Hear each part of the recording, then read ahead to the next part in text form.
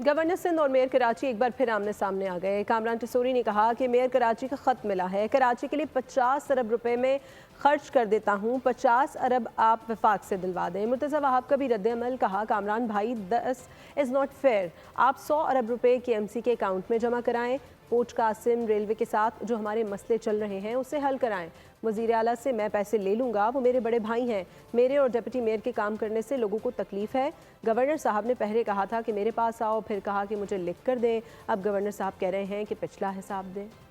नीयत काम करने की है, बयानबाजी से मैं गुरेज करना चाहता हूँ। गवर्नर साहब को इस तरह की बयानबाजी पहले नहीं करनी चाहिए थी ना। वो 100 अरब रुपए आप KMC के अकाउंट में मुंतकिल करें, फिर जितने हिसाब लेने हैं ना मुझसे लीजिएगा। मेयर कराची पीपल्स पार्टी से जिनका ताल्लुक है, उन्होंने 100 अरब के लिए मुझे ख़त लिखा है।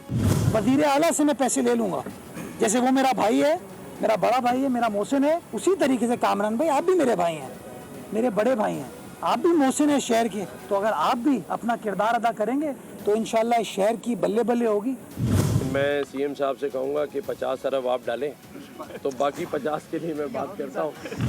जोक चलती रहती है मेयर साहब की, गवर्नर साहब की। सब्सक्राइब करें और बेल दबाएं ताकि कोई खबर रह न जाए।